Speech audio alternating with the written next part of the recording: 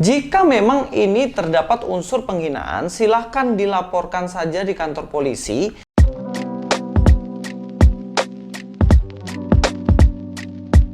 Assalamualaikum, selamat datang kembali di channel ini guys. Kali ini saya akan membahas yang akhir-akhir ini lagi ramai dan viral di dunia apologetika sebenarnya. Yaitu siapa? Yaitu Pak Muhammad KC. Yang mana orang ini dilaporkan ya oleh satu komunitas Islam gitu yang katanya dia menista agama. Kalau saya sendiri sebenarnya kurang begitu tertarik dengan hal-hal seperti itu ya. Kenapa? Karena ya kalau dia sudah percaya Tuhan Yesus, bertobat ya udah fokus untuk mengenal Tuhan aja. Tapi memang Bapak ini lebih ke mengcounter langsung secara langsung. Ya mungkin itu ada positifnya, tapi mungkin itu juga ada negatifnya. Tapi kalau saya sendiri kalau ditanya apakah metode seperti itu baik, kalau saya sebenarnya kurang setuju.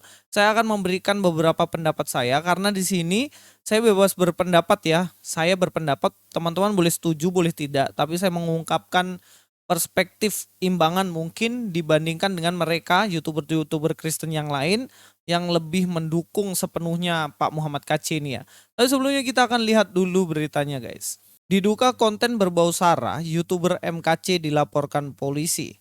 Jadi menurut mereka MKC ini melakukan yang tindakan sara yang mungkin menyudutkan agama tertentu atau agama Islam sebagai agamanya yang dulu ya. Akhirnya mereka dilaporkan kepada polisi. Dugaan hate speech yang dilakukan pria bernama Muhammad KC yang diunggah di YouTube channel Kanuru bermodus murtadin dan menjelek-jelekkan Islam, kitab kuning, ulama dan pondok pesantren dilaporkan ke Polda Jatim oleh Aliansi Ulama Madura (AUMA), Aliansi Ulama Surabaya (AURA), dan Aliansi Ulama Tapal Kuda (AUTADA) Senin 12 April 2021. Beberapa hari yang lalu ya ini ya. Kami percaya Kapolda Jatim akan melakukan dengan cepat karena kami tidak akan bertanggung jawab atas tindakan-tindakan lebih yang bisa terjadi dan bisa saja dilakukan oleh saudara kami, bahkan dikhawatirkan melakukan tindakan main hakim sendiri. Ini yang disampaikan mereka berkenaan dengan pelaporan ini, yang mana mereka tidak suka ketika agama mereka dijelekkan, junjungan mereka dijelekkan, dan juga tentunya pesantren dan lain-lain dijelekkan. Kalau dari sudut pandang saya setuju sih, memang nggak pantas ketika ada seseorang menjelekkan agamanya yang lama atau agamanya yang dulu. Dan sebaiknya hal-hal seperti itu tidak dilakukan. Ya, sekarang kita lanjut lagi. Saya minta maaf karena settingannya berubah. Tadi ada sedikit masalah teknis. Jadi settingannya harus berubah mau tidak mau. Oke, kita lanjut. Setidaknya ada 4 hal yang ingin saya sampaikan mengenai masalah dari Muhammad KC ini. Yang pertama adalah jika memang ini terdapat unsur penghinaan, silahkan dilaporkan saja di kantor polisi. Itu memang sudah jalan yang tepat. Karena tidak baik jika ada seseorang yang menjelekkan agama lain. Itu jelas tidak baik. Silahkan dilaporkan kepada polisi saja dan serahkan kepada pihak yang berwajib. Nanti di pengadilan silahkan buktikan bagian mana saja yang merupakan penghinaan yang dilakukan oleh Muhammad KC ini. Tetapi harus memang benar-benar objektif. Yang memang benar-benar dijelekkan oleh Muhammad KC. Contohnya Muhammad KC menyampaikan bahwa dalam Islam begini, tetapi pada kenyataannya sebenarnya orang Islam tidak memahami seperti itu, dan itu bisa saja terjerat hukum dan itu sebuah kesalahan. Dan saya tidak mendukung hal seperti itu. Tapi beda cerita jika apa yang disampaikan Muhammad KC mengatakan bahwa dalam Islam tuh begini, dan memang di dalam Islam memandang hal seperti itu. Dan ini tidak sebagai penghinaan agama lain, sebab apa yang disampaikan oleh Muhammad KC ini memang faktanya seperti itu di Islam. Tapi biarlah itu dibuktikan di pengadilan saja. Tidak baik jika main hakim sendiri. Di dalam akhir berita tadi kan disampaikan mereka tidak mau bertanggung jawab jika ada saudara mereka yang pada akhirnya main hakim sendiri. Dan hal ini sebenarnya nggak pantas lah, nggak boleh lah dilakukan kalau main hakim sendiri.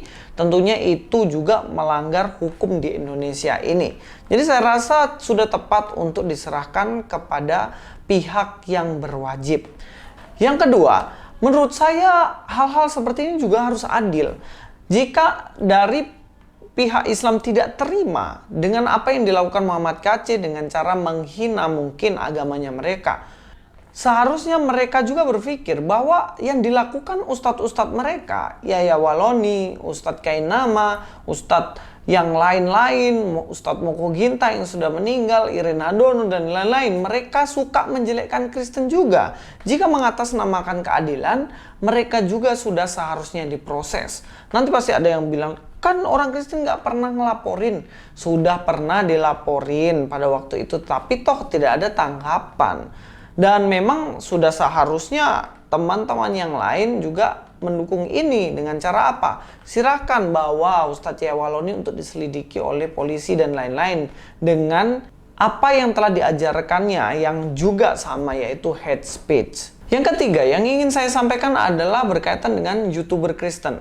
Sudah sepatutnya YouTuber Kristen untuk menjawab tuduhan-tuduhan dari umat sebelah pada Kristen sesuatu yang salah. Itu udah tepat sekali. Jika pada akhirnya YouTuber Kristen banyak sekali memberikan ruang kepada orang-orang yang baru masuk Kristen, mereka belum terlalu dalam dan belum terlalu mengerti tentang Kristen, sudah mengajar orang-orang Kristen. Ya ini sudah keliru. Kenapa? Belum dalam gitu loh. Masih belum belajar sungguh-sungguh sudah menjadi seorang pengajar. Seharusnya orang-orang yang seperti ini belajar dulu, ada ruang katekisasi, ada ruang pemuritan, belajar dulu baik-baik Alkitab, dan kemudian nanti bisa mengajar tentang Alkitab itu kepada banyak orang. Bukan berarti saya melarang orang yang baru berpindah agama untuk menjadi pengajar dalam Kristen, enggak, saya enggak larang.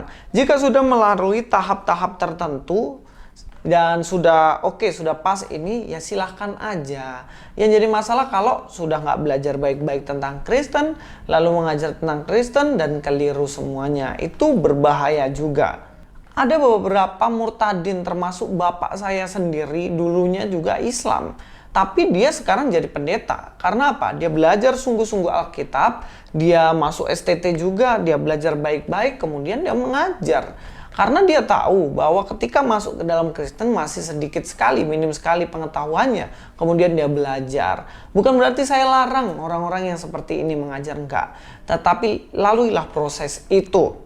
Dan untuk YouTuber Kristen nggak usahlah terlalu dikasih ruang yang begitu-begitu. Nanti dimanfaatkan juga.